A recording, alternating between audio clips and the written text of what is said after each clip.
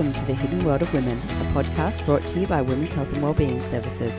My name is Emma and I'll be your host for today's episode. On today's episode of the Hidden World of Women, I'm joined by Sophie. Sophie is a wife, a mother, a photographer and an avid dog lover. And today we're talking about a tricky subject. It's a subject that I think it happens, a lot of women experience it, but it's not one that we talk about openly or often. So I'm talking to Sophie about a later pregnancy loss. Sophie, thank you very much for joining me today. Thank you. We are talking about something. We are talking about pregnancy loss. And you were pregnant with your fourth child. Yeah, that's right. Unexpected fourth child, but still wanted. So just can we go back to that falling pregnant with your fourth child? Now, your third child, from what I know, your third child was not the easiest of babies. No, still isn't. And he's how old now? 3.5. Yeah, look, they turn 18 at some point, right? Isn't it still hard then, though? Yeah, I know. Yeah. That's it. Yeah. There's lots of hards, isn't there? Yeah. Your third baby was not particularly easy. No. And then you found out that unexpectedly you were pregnant with a fourth baby. Yes. So what sort of response did you have to that? To be honest, I pretty much crapped my pants, cried. Thought of like how the hell am I going to do this really? Like I wasn't excited really. It took me a while to actually even get my head around it. Yeah. But I was absolutely crapping my pants. Yeah. Yeah. Yeah, and because you've got 3 boys. Yeah. And then you had you had a gender reveal and you found out that you were having another boy. Yep. You had a beautiful response to that. Yeah, I did. Even though with my third, I cried for like 2 days because I honestly thought he would be a girl. Yeah. Because my pregnancy was so different to the first 2. I was like, oh my God, this could be my girl, but no. I got excited again, 2 weeks later, started sort of buying all the new stuff. So, yeah. Yeah, and so how long did it take for you to get your head around the idea that you were going to be having a fourth child? Oh, I don't think it properly really sunk in, to be honest. Like I think that's sort of where I started feeling a bit weird about it because I generally, imagine the future with, whatever's going to happen. And for some reason with this fourth, I couldn't see it. So I was always sort of wondering like, why am I not envisioning my life with 4 kids? Yeah. Why? Like I couldn't see it. And, maybe my body already knew. I'm going to be honest, I'm not sure I can envision my life with 4 kids either. Yeah. I think I might have put a block up against that as well. Yeah, well that too maybe, yeah. But it just something still just felt odd. Yeah. Yeah. But other than that, you didn't have any signs that you were losing your baby. No, so you went absolutely nothing. You went to your 8-week scan, is that right? And everything was all dating good? scan, the Down syndrome scan, all good. Mm-hmm. I even went a bit after 12 weeks. So I was at 13 weeks. He was, bouncing around, heartbeat, flipping over and everything. So, yeah. So then how did you actually find out that you'd lost him? We went to our gender scan. So it's, one that you just pay for because it's not, it's not a health thing. Mm-hmm. That was at 15 weeks, 3 days. So, went there and just even from stepping in there, I just got this feeling. I can't explain it. It was just, going in there. As soon as we sort of, sat in, as soon as you put the wand on there, I just knew, like, because it's like the first thing that you see is that blipping heartbeat. And I was like, okay, it's not there. And the whole room just went still. Just quiet, and she's just grabbed my hand and just told me, and it didn't sink in instantly. I didn't just burst out. I was just sort of like, okay. And then she kept looking and then just squeezed my hand and just said, sorry, can't find the heartbeat. And I was just like, looked at Daniel and I was like, what, did that actually happen? Yeah. And how did he respond? He was speechless. He cried, and I never see him cry. Yeah. That's when I sort of went, okay, like this is big. He just went off. He told my mum. I was actually on my phone at the time because all my friends were like, oh my God, is it a boy or a girl? Is it a boy or a girl? Yeah, so exciting. God. Yeah, they were messaging me, Sophie, what's happening? And I just said, sorry guys, I don't know how to put this. My baby's dead. And they were just like, one of them just said, no, that's a joke. I was like, no, not a joke. And yeah, so. As far as jokes go, that would actually be, it's beyond sick and twisted, Yeah, really, isn't yeah, it? yeah. Yeah, I've got a very dark sense of humour, but no, there's me a line too. and that's a big leap across that line. Yeah. Yeah. Yeah, so from there it was just my husband called my mum and he was on the phone to her for a while and yeah, we just left. I didn't know what to do. I rung, I think, Joondalup Hospital. It's all still a bit blurry to me just because I basically was out my body from then. I was just like, I just wanted to die, really. I don't know how else to say that. I was just like, yeah. But yeah, I had to go to not the emergency room, but the Joondalup hospital to have another scan just to confirm, just like a thorough scan. Yeah, we had like 4 technicians come in and go, yep, sorry. And because I was so far along, I couldn't just go to sleep and have a D&C. He had to come out the natural way, which I've also never done before because of the 3 Caesar boys. I was like, are you serious? And then, by that stage, I just wanted to be eaten up by the world. I was like, why are you making me do this? Yeah. Yeah. So did you obviously had to go home and tell your boys. Did you birth your son before you went home? Did you go home and have time to process it and then go back to the hospital? Yeah. So they said we can do it right now. And I was like, oh my God, I'm not ready. Not that I ever was ready, but I was just like, no, I just, go home, tell the kids, sort of prepare myself for what's to come for the next day because, don't know what that would be. So sort of wanted to still carry have a him. moment. Just, just for one more night.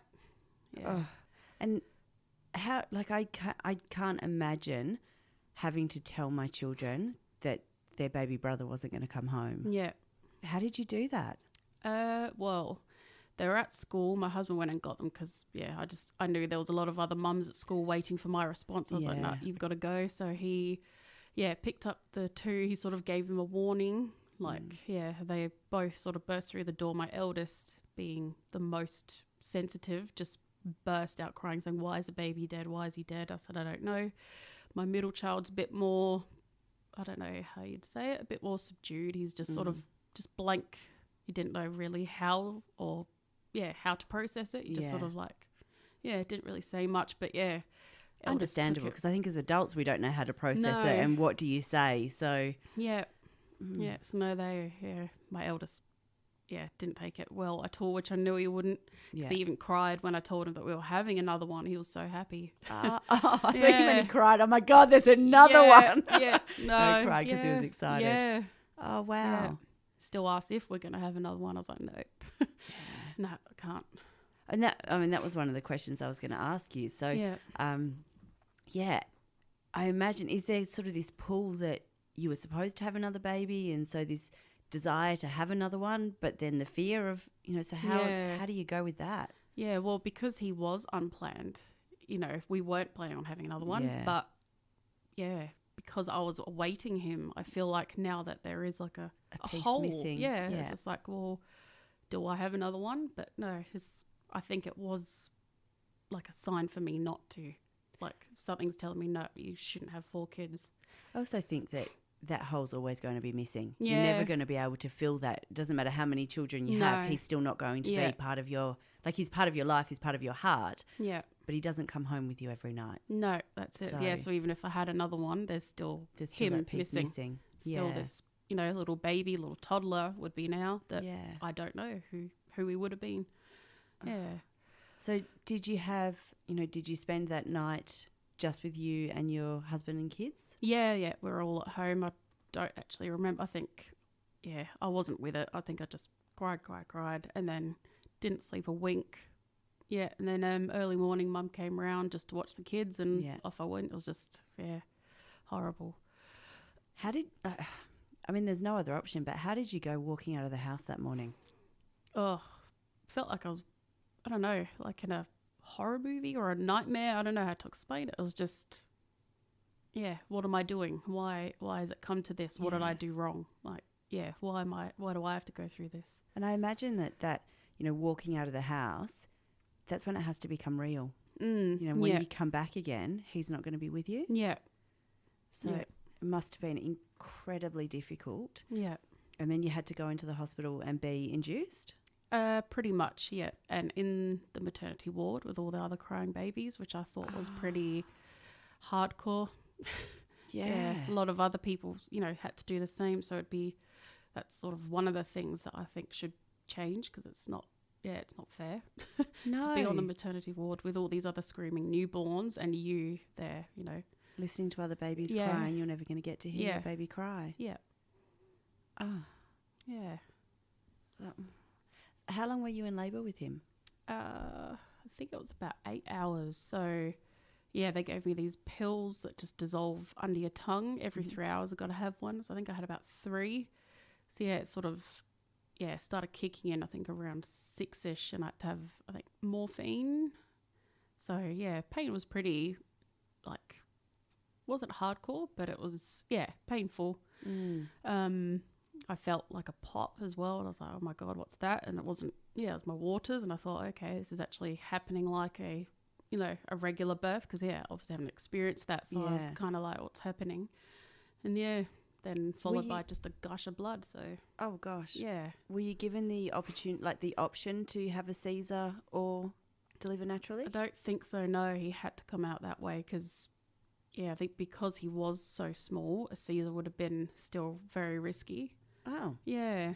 So that was like the only way. There was no other way to do it. I can't help but sort of imagine that situation and just think, they tell you to push and you just think, no, I'm not. I don't want to part with him. Yeah. So that must have been just incredibly difficult to have to go through that. Yeah. And know that you're not, the pain isn't worth it. You don't have this amazing bundle of joy at the end of it. No. So what got you through?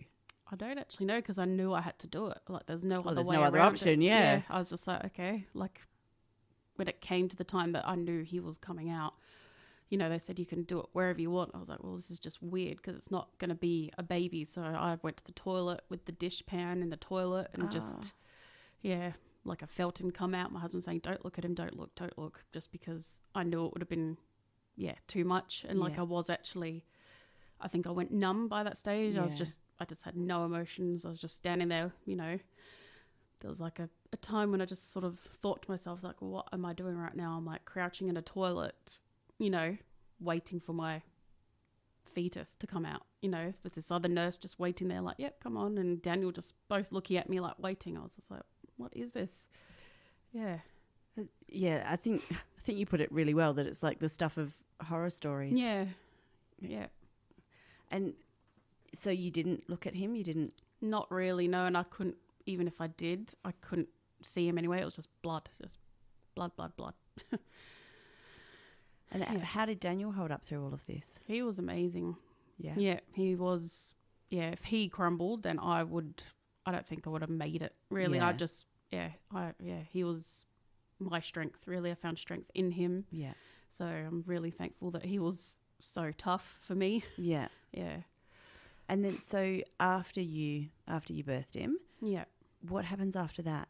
Well, they waited for the placenta. That didn't come out. Like I was just standing there, just sort of waiting. They cut Harrison off. That's what I named him. He was gone. So I'm just standing there with this, tiny bit of umbilical cord hanging out, waiting for the placenta, and gave me that needle in the thigh to try and move it along, but it didn't come out. So I'm like, okay, what the hell does that mean? What? Yeah. Yeah. So back on the bed, and some huge nurse, like he had big hands, everything had to go right up there. Digging around to pull it out. Dig around. Oh my God. It was just so painful. Oh, what are you doing? Like it was just, I was just crying by that stage. I was just like, holy shit. Like why is this now happening? Like, can't I just... Have I not been through enough? Yeah. So it couldn't come out. They couldn't get it out. I was just bleeding everywhere. So I was whisked off to a D&C. Oh, geez. Yeah. So after all that, you still had to go through the D&C? Yeah. Yeah. Oh, so did you have to go back to maternity after that? Yes. Spend a night in there just in case, because I did bleed a lot. Like there was even a stage where I was waiting for theatre and I had about 4 bed sheets on me and it was just, blood was just soaking through. I was just bleeding. Oh, did you have to have a transfusion? No, I don't think I did actually. But yeah, apparently it's like a semi-normal loss. I just didn't realise how much blood would be involved. And they were just like, yeah, that's fine. I was like, okay. Are you sure? Like, have you left me any? Yeah, my bed sheets were just soaked with blood. Oh, my goodness. Yeah. And I can understand why you would have to spend the night in maternity, because obviously it is, it's a obstetric issue. Yeah. But still, surely there's somewhere else that, yeah, like, have a little bit of compassion. Yeah. Yeah. Oh. And then you left the next day? Yeah, the morning they sort of said, do you want to see him? I didn't want to, but I knew that I'd regret it. So I did. They brought him in a bassinet and everything like you would a regular healthy baby. But how was that? That was just hard. Yeah. Like, I teared up. I couldn't see because I was like, the tears just kept coming. I couldn't stop. I wish now that I'd held him, but I didn't. I just sort of looked at him. I couldn't deal with it. Yeah. Yeah. But I am glad I saw him. Yeah. Yeah. And when did you name him? It wasn't until I think we picked his ashes up. So about a month after. Yeah. Sort of going, it's just very difficult, because you need time to think about what are you going to call your baby. Yeah. And especially when your time to name him was obviously cut short. Yeah. But you need to be able to, he needs to have a name. Yeah, definitely. Yeah, I thought, naming him will sort of give him more of a, I don't know, not an identity, but just, make him more known to us. Yeah. Yeah. And you do speak about him. Yeah. Yeah, regularly. Yeah. A lot of people still sort of bring him up, and I'm always, like thinking about how old he would be and and when he would have been born and his birthdays and those kinds of things, milestones. Yeah. So when you came home, how did you go back to this idea of kind of normal? I don't think I did really. I don't think, like, I am never going to be the same again. Like, there's a bit of me missing now as well as him. Like, it took a long time for me to actually be me again. Yeah. But I quite like the idea that he took a part of you with him. Yeah. Yeah. I guess, how did you go with the boys? How did they cope when you came home? Not well. They were very quiet. I don't think I sort of, I didn't go out much, like in the house. Like, I just stayed in my room and just, I couldn't stop crying. I was just crying all the time. My eyes were so swollen. Yeah. So, I think, Daniel luckily again, like, sort of took over all the duties, like school, everything. So. Because that's the other thing that, you said that there were school mums that were waiting to hear. Yeah. I sort of can't even imagine that having to tell everybody. Yeah. Because everybody knew. Everybody who knew you knew that you were having a baby. Yeah. So did Daniel take most of that responsibility? Yeah, he pretty much did. Some of the times I just messaged them on Messenger. Like, obviously all my family knew because I sort of rung most of them on the way from the gender scan. And so they all knew. But, friends who in a I way, could that might tell. have been better that you called them on the way home from the gender. Like, when you're totally numb, you can't take it. Can't take other people's emotions on. Yeah. So, because that's one of the hard things is that when you tell people, they get upset and then you find yourself comforting them. Yeah, yeah. I think, I'm sorry. No, I'm still grieving here.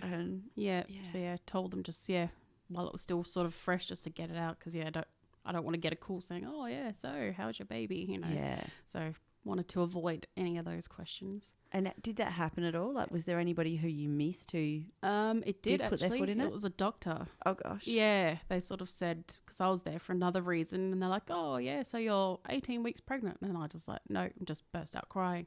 So felt kind of bad for her in a way as well, because obviously she didn't know, and it's not her fault. But, it was just, that was pretty, kick in the guts. Yeah. Yeah. Surely that should have been written down, like recorded somewhere. Yeah, like in you would have thought. Big red letters. Don't mention this. Or saying that, I say don't mention this. Yeah. You do speak openly about Harrison. Yeah. And you've agreed to come on and talk today. Yeah. So, I think there's probably a bit of a difference between going, oh, so congratulations, you're 18 weeks pregnant, and not mentioning pregnancy loss. So what would you say to people if they do have a friend who experiences loss? Would you encourage them to talk about it, or like, what was helpful for you? Yeah, well, finding out that I wasn't alone, because like the one thing I did feel was alone. Yeah. Like none of my close friends had experienced it, which is, you know, a good thing, but still I just felt like I had no one else who could relate to the pain, because it is indescribable. You don't know what it's like unless you have experienced it. It's just, so to know that there were other women that had been through it really, really helped me. So like I think I found a few Facebook pages, like Little Doves is one of them, for all these other mums of lost babies. So that really helped. Yeah. And look, I did actually look up the statistics for what percentage of women will experience pregnancy loss, and I've just managed to forget it. But it is exceptionally high. 1 in 4. Yeah, I was going to say, I'm not sure if it's 1 in 4 or 1 in 5. Yeah. So for 1 in 4 women to experience it, and yet you didn't know anybody who had experienced pregnancy loss. Do you think it was that you didn't know anyone who had, or that they just hadn't spoken about it? Yeah, they hadn't spoken about it, because even once I sort of spoke about it, they sort of, you know, inboxed me saying, oh, I've, you know, lost 1, I've lost 2, I've lost 6. Like, I was just like, oh my God, you know, I didn't know. Yeah. And they should speak about it. Yeah. What do you think stops people talking about it? I'm not actually sure. I don't know if they don't want to be negative. Like, so I know some people they just like to post positive stuff. Yeah. But yeah, it's an experience that, you know, makes you, and you should, you know, it's still a baby no matter how far you were. Like, Yeah. And I'm wondering if it's some, you know, sort of some old-fashioned views that come in, that you just don't talk about those kinds of things. Yeah. And, you know, and I've heard a few times, oh, well, she was only 6 weeks along. It wasn't really a baby, was it? Yeah, I've heard that before. Yeah. From the moment you pee on a stick, it's a baby. Yeah. So, because it's everything that comes with it as well. It's not just losing a baby. It's losing, you know, a first smile and, you know, all these milestones. There's so much more to it than just, Had you set up any of his room or got anything of that organised? Only things I bought was a couple of onesies, which I've got in his shadow box. That was sort of when I was like, oh my God, you know, I'm having this 4th baby. So I finally, you know. I need to be excited. Yeah. So I bought, 2 little onesies, and that was it so far. But yeah. So you didn't have to go home to his room or those kinds of things. Yeah. I think because I knew it was my 4th, I was like, you know, I'll just, you know, by the 4th, you're like, whatever, you know. It's like, done this before many times. So, I didn't get that prepared. I know with my 3rd, I was like going, where are we going to put her? She'll be in our room for the first 3 months. We've got time to work it out. Yeah, that's it. Yeah. Or I'd planned on, you know, co-sleeping because Corey was still waking. So I'm like, well, I may as well have a newborn in with me as well, because I'm not going to sleep. So that's it. In for a penny, in for a pound. Whack 'em all in there. Yeah. It's all good. Yeah, that's it. Yeah. And so then the boys had to go back to school. Yeah. How did they, you know, because then they had to go and tell their friends. So did you do anything to try and support them in that? Now, I'm imagining that you probably didn't have capacity to do that. Yeah. And that was down to your husband. Yeah.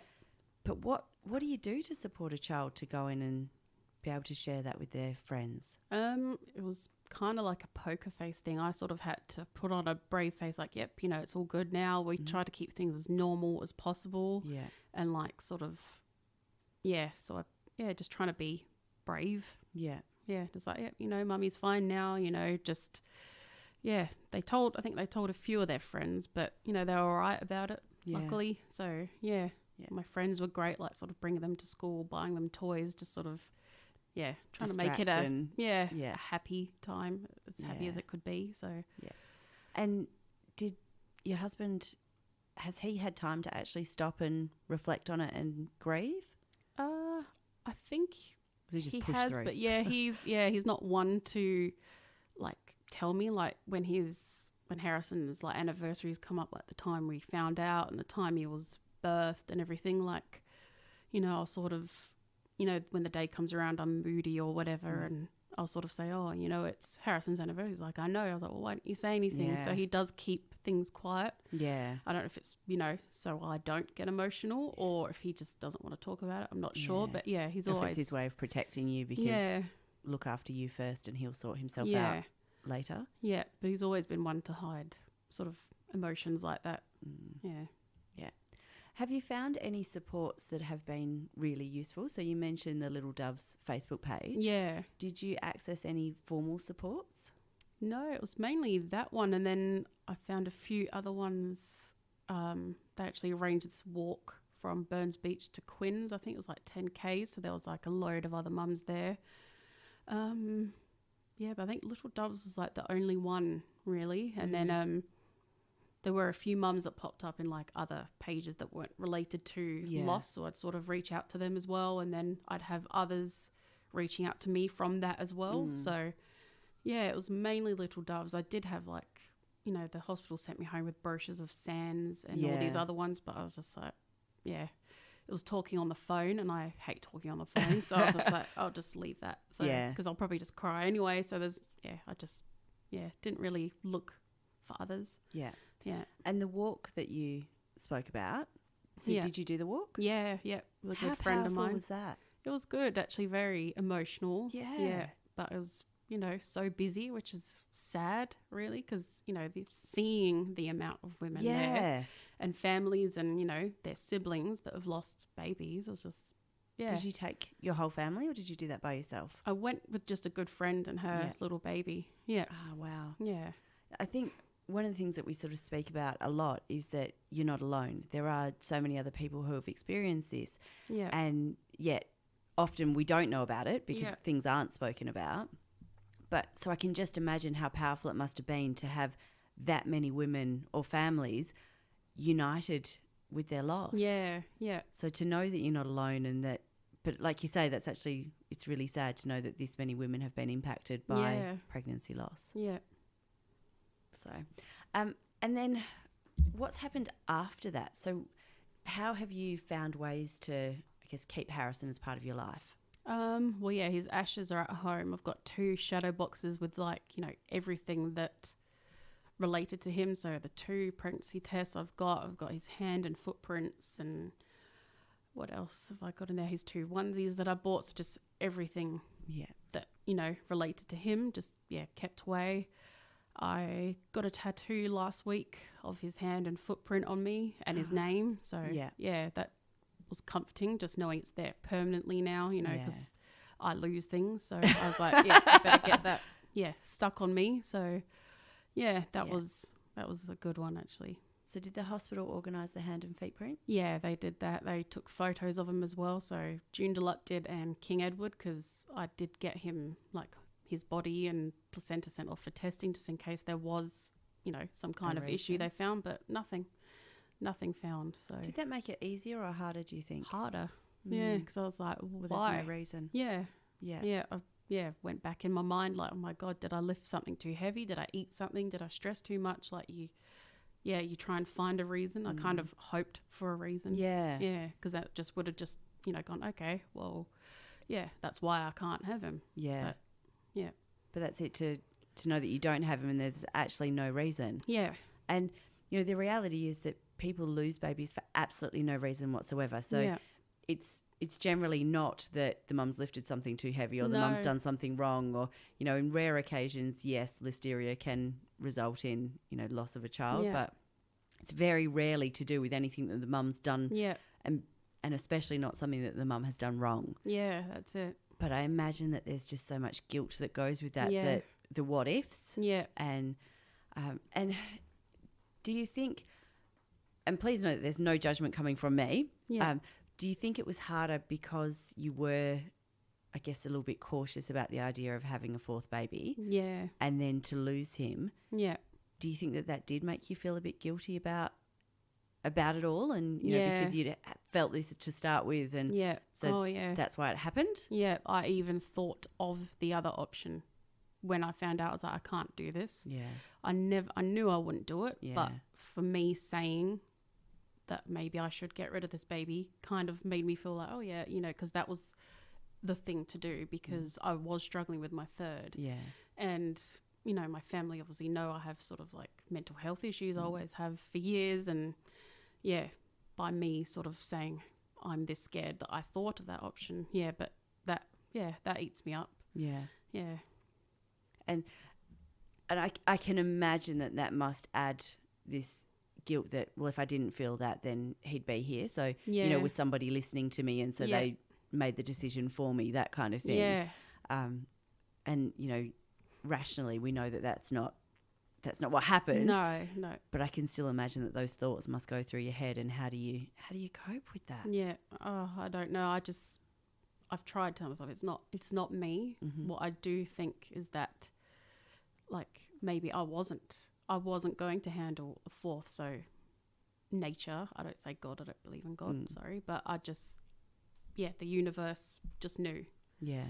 It was either that or I would have died on the operating table having him, because my husband and my mum both had dreams of that when I was pregnant with him. So I don't know, maybe he's sort of lost his life to save mine. Who knows? Yeah. And I don't know. I am a strong believer that everything happens for a reason. Yeah. But at the same time, how on earth do you find a reason for it? So, yeah. But yeah, we don't know what that reason might have been. I have no idea. No. Yeah.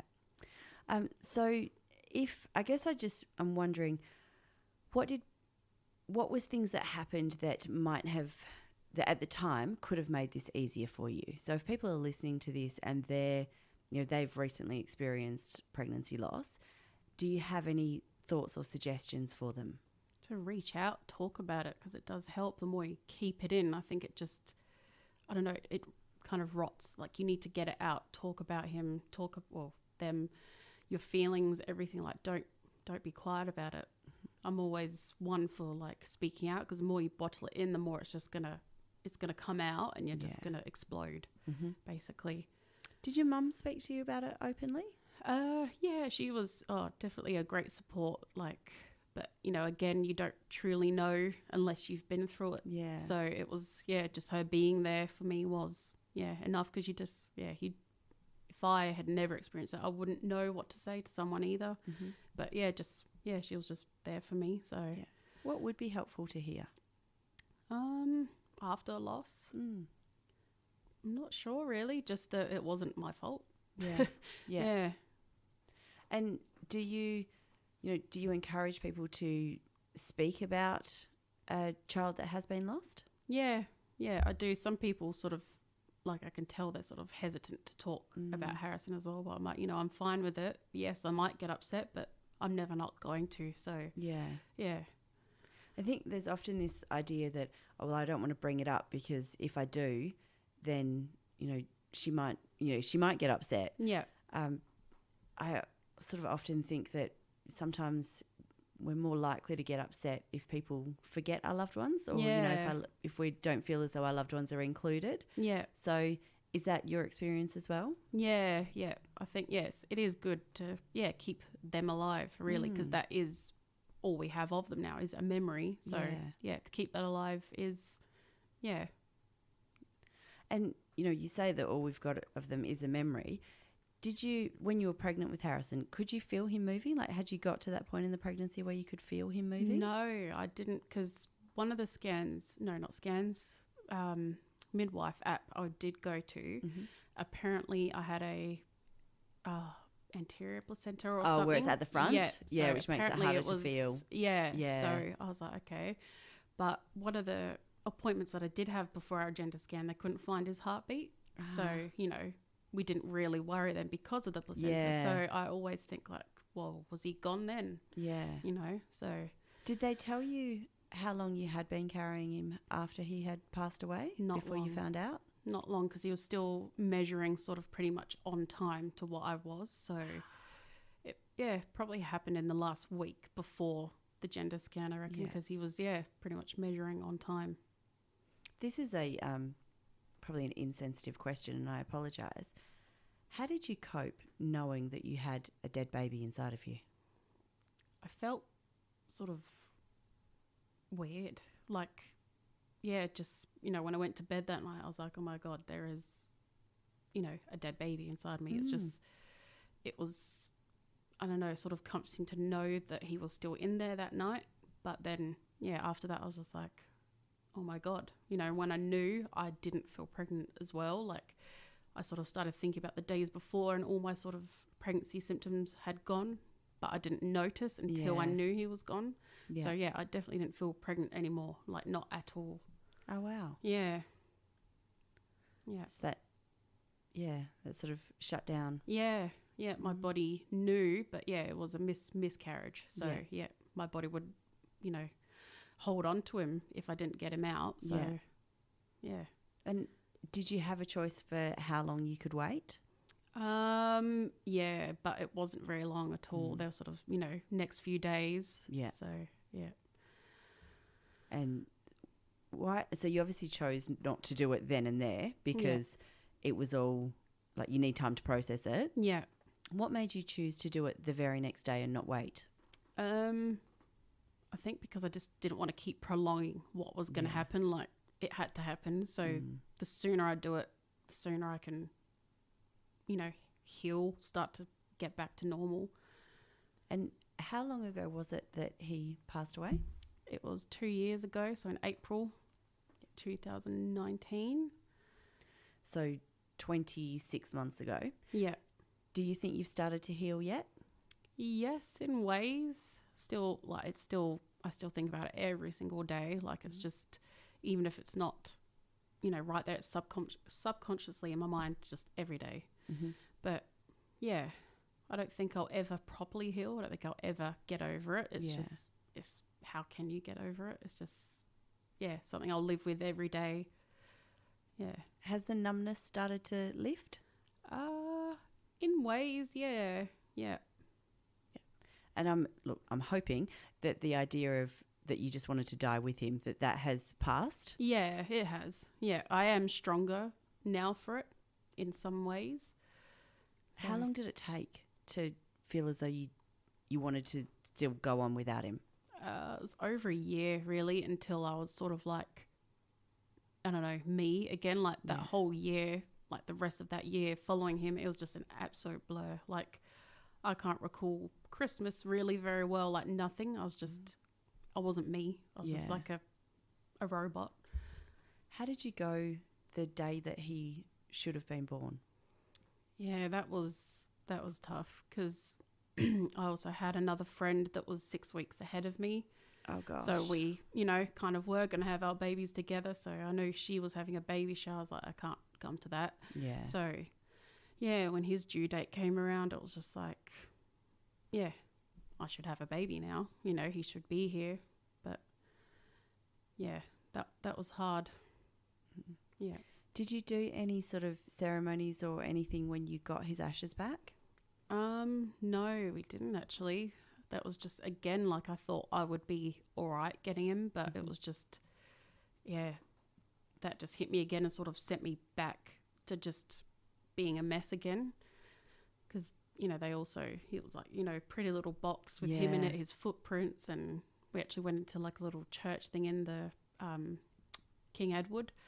And that was when they confirmed again that he was definitely a boy. I knew he was a boy even before the gender scan, really. Just, but yeah, that just sent me over the edge again.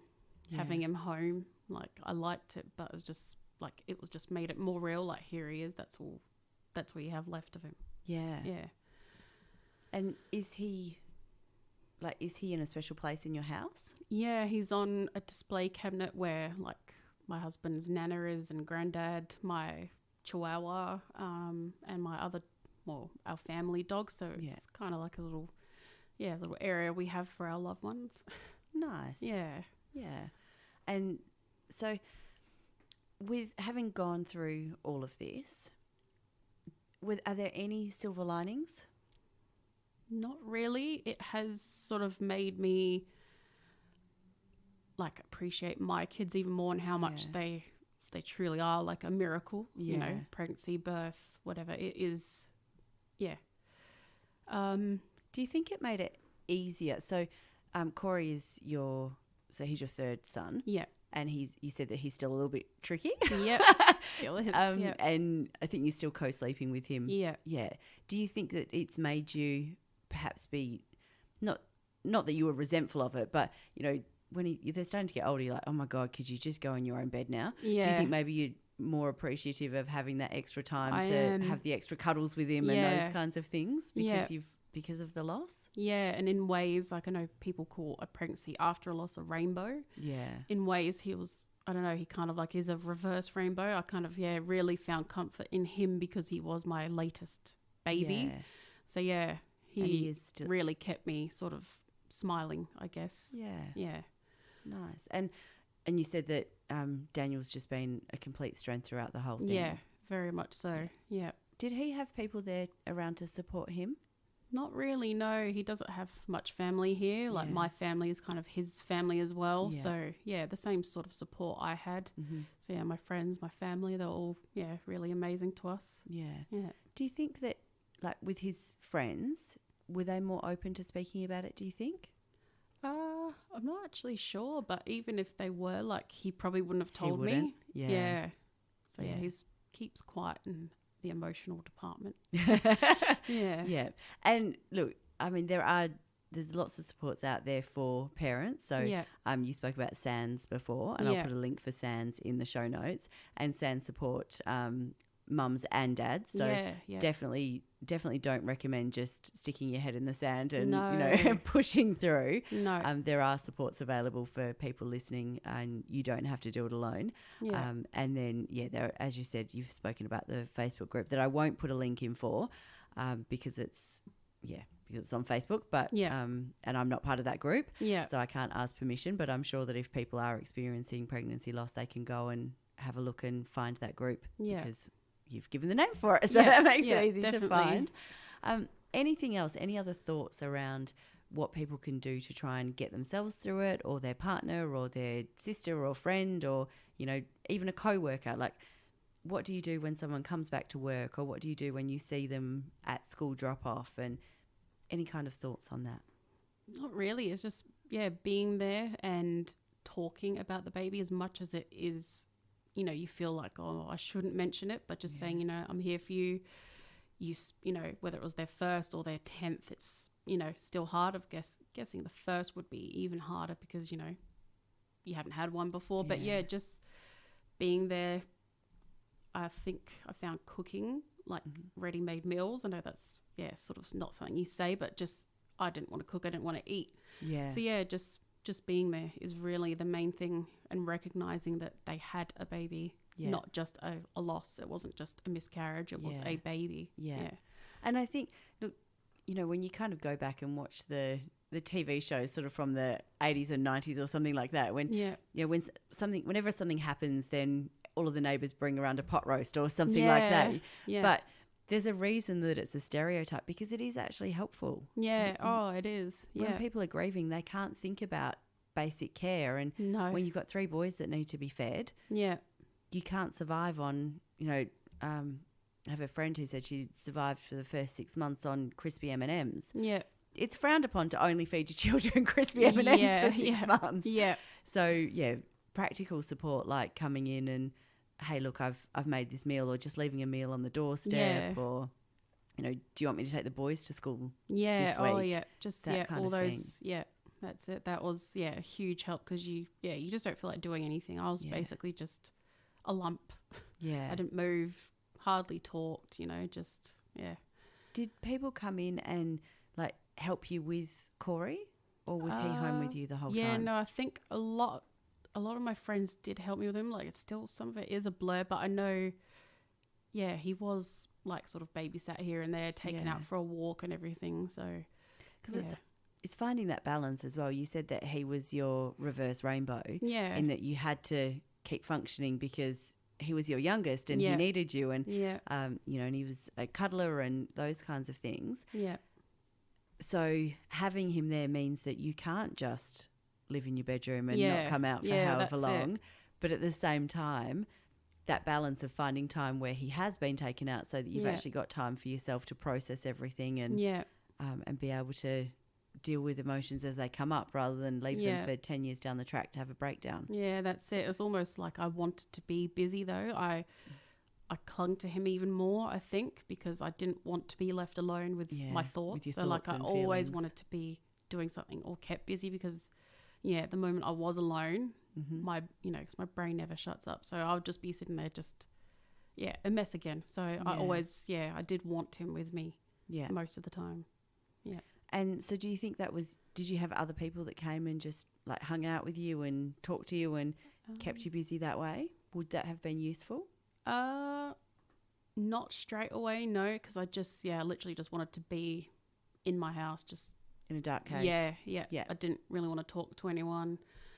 I did on Messenger anyway, so like I didn't really, in person. I think it was just I wasn't ready for, being an adult again. Having to put a bra on, honestly, that's too much. Yeah. I hate it. Yeah. So I just didn't see anyone for a while. I don't think. Yeah. Yeah. How did you go after not seeing people for a while? The first time that you had to face people. It was really nerve-wracking, actually. I remember being at my kids' school carnival and like seeing a few faces that, they were acquaintances. So they weren't on Facebook, so they didn't know. I just sort of sat there and just hid and didn't make eye contact because I really... Please don't talk to me. Please don't talk to me. Please don't talk to me. I'm usually like that anyway, but I was like, oh my God, just please, no. Like I was so on edge. Yeah. Yeah. So pull your hat down and just hope they don't notice you. Yeah. I just, didn't look at anyone really. I was just like, just watch my kids and then we can go. So, yeah. A whole heap of people talking about, oh my gosh, she's rude, isn't she? Yeah. No, I'm kidding. I'm kidding. Whatever. Yeah. And then, so you're now 2 years down the track. How did you go your second Christmas after? What one was that? That was, still, it's, I'm lucky that I do have a big family and, nieces, nephews, Yeah. So, it still feels a bit, I still always wonder, like, this is supposed to be a Christmas with my nearly 1-year-old or nearly 2-year-old, It's, every big event I'll always wonder, always think about what it's going to be like. Yeah. And what you would be buying him and what would he be into and those kinds of things. Yeah. And whenever something happens, with Corey, if he's naughty, I'm like, oh my God, I wonder what Harrison would be doing at this moment as well. Yeah. Like, they would just be, double trouble. And especially because like your 3 boys have got such different personalities. Yeah. So what would Harrison's personality be like? And well, I have had dreams of him. I think it's him and he's very laid back. Oh. So, he's... I think being a fourth, I think the fourth would have to be very laid back and resilient. Or really loud. One of the two or a mix, But Did you do anything like have a, Christmas baubles or Christmas stocking for Harrison? Did you include him that way? No, but a lovely mum from my gym that I used to go to, and she used to go to my son's primary school, made me a crochet like bauble thing with his name on it. It was actually I was actually really taken aback by that because like we're not close friends, but she knew about it. But that was so I've got that. But other than that, we haven't really done anything else like that really. But that must have been really really lovely to feel that even though you weren't close, somebody had seen you and seen him. It was. It must have been really affirming. It was. I was like, wow, try not to cry, but really lovely. I think often, we hear of people that are, I really want to do this, but I'm worried if I do this, then that might be upsetting. And I've never heard anybody who's gone, well, that was overstepping the mark a bit for her to give me this angel or, whatever it happened to be. Yeah. I've only ever heard people respond and go, wow, it was really beautiful that somebody actually thought of me and thought of my child or thought of the person that I'd lost. I suppose that could be another thing that people can do if they, try and find ways or tokens of showing that definitely the child is still a part of the world. Yeah. And do you do anything like for his birthday? No, not really. I light a candle, sort of, again, the day sort of replays in my head and don't really do anything else. I don't know what to do. Some people have, gone to the beach and, thrown out flowers or whatever, but I don't know, we're not overly like that, so we just sort of light a candle, just have a moment just to think about him. And do you do that with the boys or just you and your husband? No, we don't. I've only recently shown them a photo of him as well, because now that I've got the tattoos, they're sort of both asking questions like, is that how small he was? I was like, he was tiny. So I think how tiny a full-term baby is. And so 15 weeks is very, very small. Very tiny, yeah. So, but you do have the photos and you're able to look at them? Yeah, I am. Yeah, it's still confronting because, he wasn't what's the word? Fully developed? Yeah, so he still had nails, and you could see where his eyes and nose and mouth were and everything. But yeah, I still sort of, you can't tell what he was going to look like. Yeah. But yeah. And Daniel didn't hold him either? No, he looked at him as well, though, before I did as well. Yeah. And you obviously, you want to keep him, you're not likely to scatter his ashes, you want to keep him I close want to to you. keep him with me. Yeah. Yeah. Perfect. So any other thoughts or any other comments that you might have around what the experience was like for you, or what the experience was like for anyone in your family, or any words of wisdom to share with anybody else who either might be going through this or might know somebody who is? Yeah, just you're not alone, really. And yeah, please talk about it. Yeah. Don't keep it quiet. It's not something to keep quiet about. It's not bad. It's not wrong. I think it should be shared, whether you feel comfortable to or not. I think you should. Yeah. Yeah.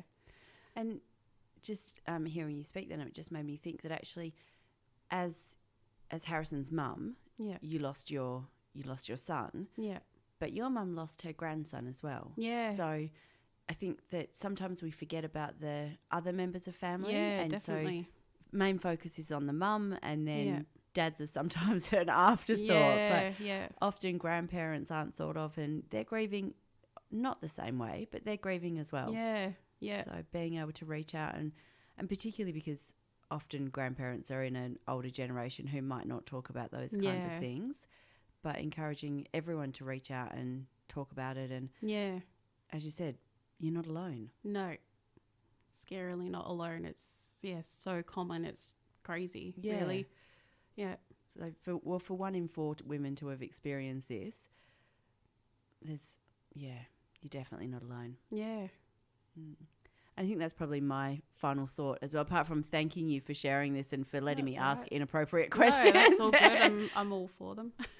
And one of the reasons that I think it's good to ask the inappropriate questions is because the more we ask it, the less it becomes taboo to have these kind of conversations. Yeah, definitely. And so I want people to know that you're not alone. So if you have experienced pregnancy loss, miscarriage, stillborn, if you've had to leave hospital without your baby, you're not alone. That doesn't make it any easier. No. But it does mean that you're not travelling the journey by yourself. Yeah. And there are support systems available, and whether that is a formal support system like SANS, whether it's an informal support system, there's Facebook groups, whether it's just talking to girlfriends and actually going, I can't be the only one that's experienced this. Yeah. What got you through? Yeah. And whether it's chocolate and wine or, or whether it's I think counselling. I went through a real junk phase. That's how I've gained all my weight back. So, but I'm just blaming COVID on that. So. Yeah, and that too. Oh, God. Yeah. Yeah. Yeah. And look, we encourage healthy coping mechanisms. I'm sure it's much healthier to go out for a walk and to, eat some healthy food. Yeah, definitely. Yeah. At the same time, it's also really easy to eat the crispy M&Ms. Yeah. Oh, yeah. I did, a lot of that. Yeah. I just, lost all respect for myself after that. Yeah. Yeah. I'm not sure it's about losing respect for yourself. I think it's just doing what you need to do to get you through. Yeah.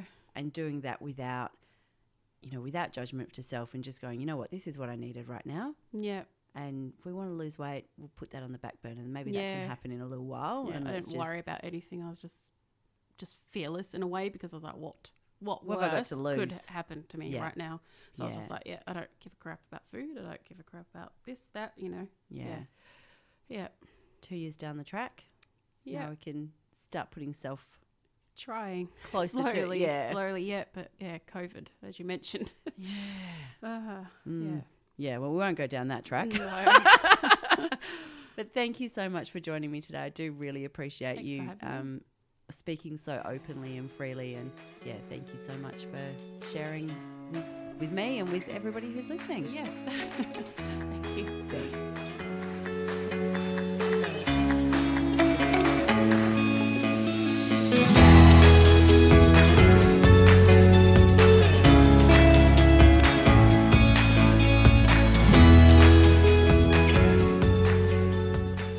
Thank you for joining me for today's episode of A Hidden World of Women, a podcast brought to you by Women's Health and Wellbeing Services.